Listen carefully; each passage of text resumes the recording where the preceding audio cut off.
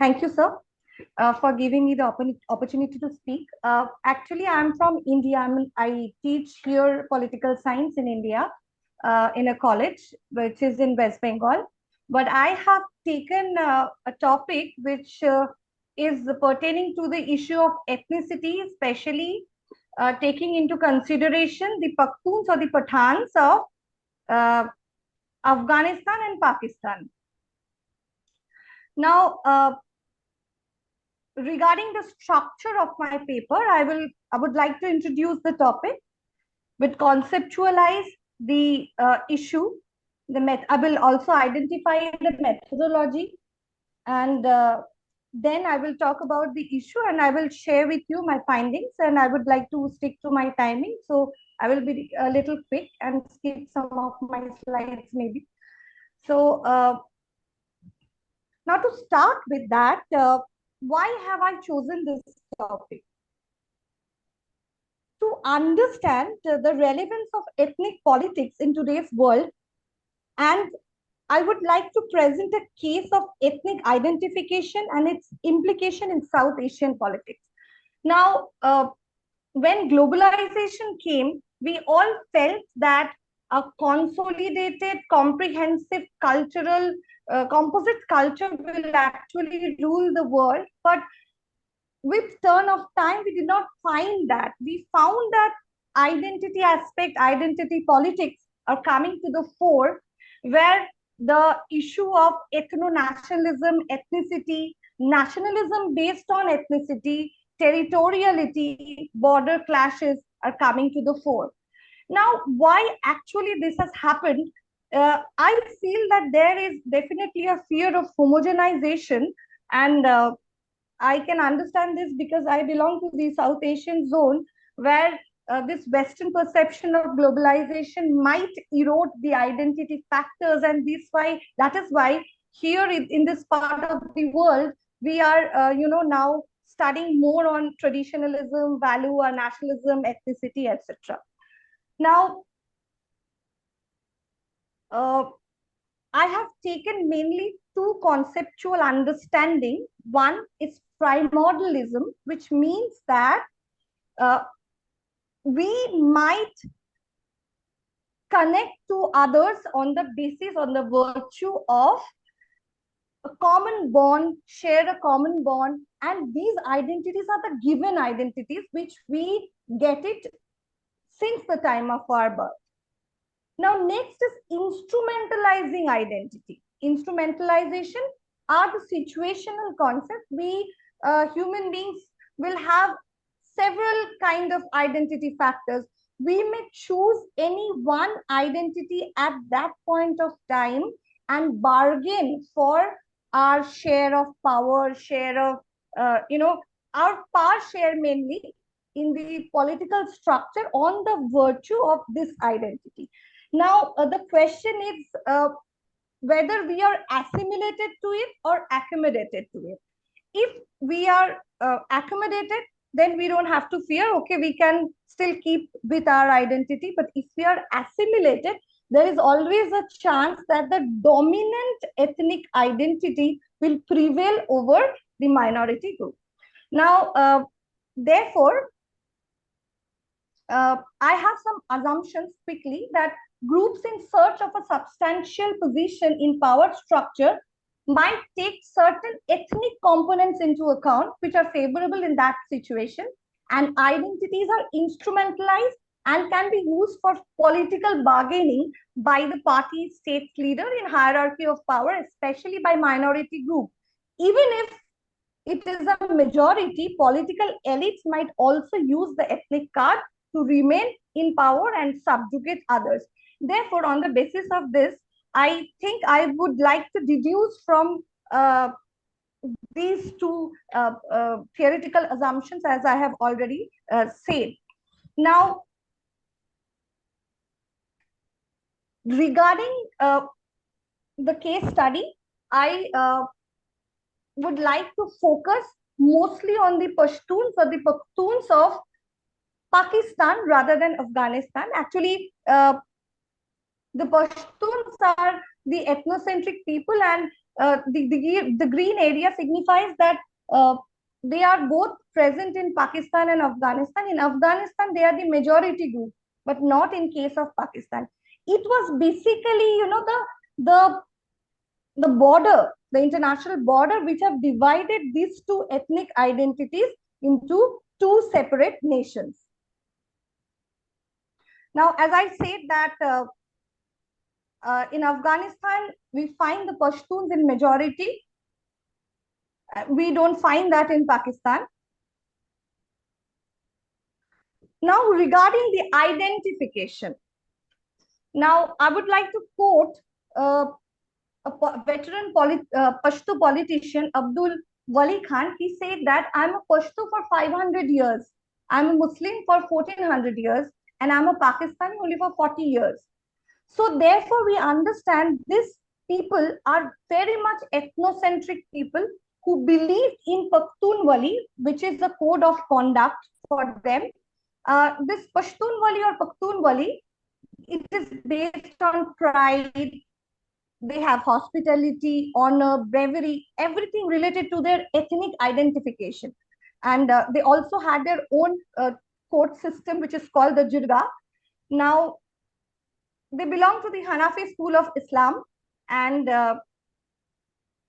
tribal leaders were more important than tribal clerics, believed in decentralization of power, and later a substantial change was noticed with the subjugation, which later was found in the subjugation and obviously in fragmentation of this identity. Now, the Pakhtun or the Pashto tribe were actually divided between two countries. Though they are there in Iran and Central Asia and other parts of, in India also we have Pashto population, but mainly as because I'm dealing with this area, that how this border have divided one ethnicity, that's why I'm going to deal with Durand line first. Now, Ahmad Shah Durrani in 1747, he formed a confederation of the Pashto tribe, which extended from Iran, Central Asia to Eastern Punjab. So after him, Ranjit Singh took power, and after him, British took power, and they adopted a forwarded policy for Afghanistan to determine its status according to the colonial interest. Now, let me tell you that these borders, specifically the borders of South Asia, when the departing colonial powers marked this border, the ethnic consideration were not taken into account. Certain random borders were also drawn, and South Asia is still suffering from those issues, because it's very normal. If I have my clan on the other side of the border and suddenly tomorrow I find that a border is drawn between two of our neighbors, then it becomes really difficult to to understand this thing. Anyway, since then, and another very important thing which I should identify here is that these areas were very much important in terms of strategic consideration, and this became a part of great game. At that point of time, British colonial masters, I mean the British India, or the Britishers were in favor of keeping the Tsarist Russia out of the sphere, so that they don't have the access to the area, to the control of the area, or to gain the resources. That's why in 1893, the British Commission, led by Edward Durand, he marked unilaterally a border, which later became the official border between Afghanistan and Pakistan.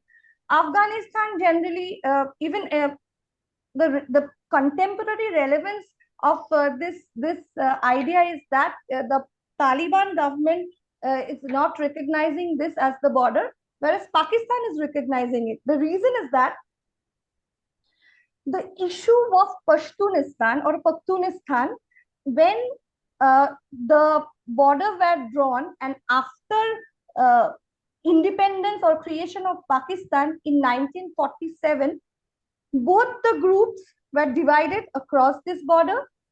The Pashtuns wanted to have a land of their own, where they could have supported, they could have lived a life only of a Pashto and not of a Pakistani.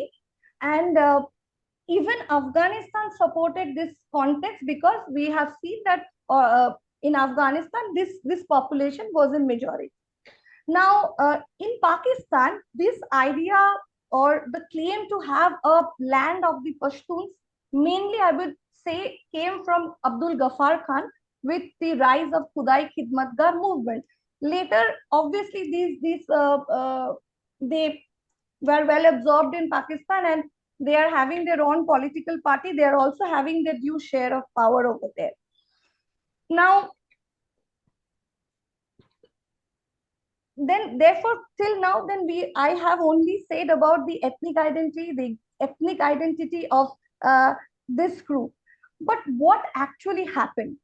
Afghanistan, they always felt that if the Pashto area, which is the northwest frontier province, which is known as Khyber Pakhtunkhwa nowadays, now if that area would have been a zone of Pashtunistan or been included in greater Afghanistan, then they could have access strategically in those areas. But what happened specifically after the invasion of Soviet Union in Afghanistan and after Afghan jihad, Islamabad, what they did, they joined hands with Afghan people, and they said that they are there to keep away the Soviet invasion.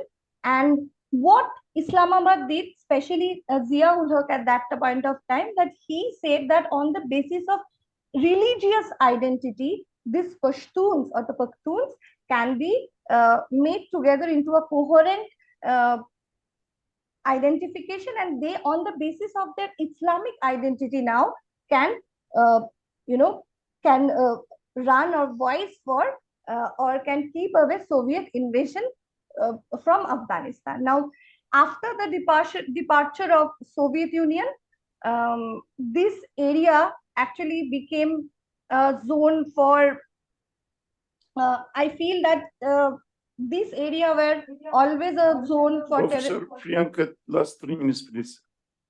Okay. So basically, this area was Islamized. In state of ethnic identity, there was a fear that this identity will now, maybe there's a possibility that they might turn to be more extremist identity. So these are the border issues which we find. So therefore, what I feel is that when I say primordial identity, they believed in their ethnic connotation. They were more or less a liberal force. But what today we find is that there is a fragmentation of this identity on the basis of religious liberal forces and Taliban, and they have they have bargained for their power share on the basis of these identities. And individually, when in a situational concept, maybe sometimes the religious forces, the liberal forces, but the liberal forces were always in favor of a secession and wanted to have their own Pashtunistan. But when they found that, yes, we get a good share of power in Pakistani politics, they actually moved away from their motivation of creating a separate state. Rather, they were satisfied with the autonomy. Now, why?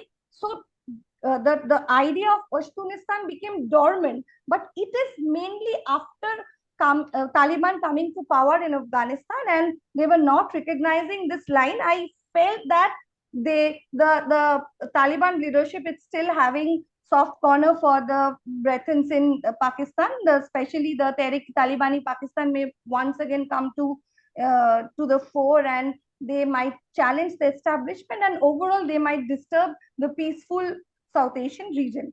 So therefore, what I find is that the ethnic consciousness of the Pakhtu became very proactive with deprivation. The Pakhtus have twisted their demands according to the situation, and Pakhtu nationalism had made the triumph of fragmentation and situational perception of ethnicity, and it can be interpreted more on the basis of instrumentalism rather than primordialism, and therefore it gives an elucidation of ethnic perception in the South Asian context. Thank you so much. Thank you.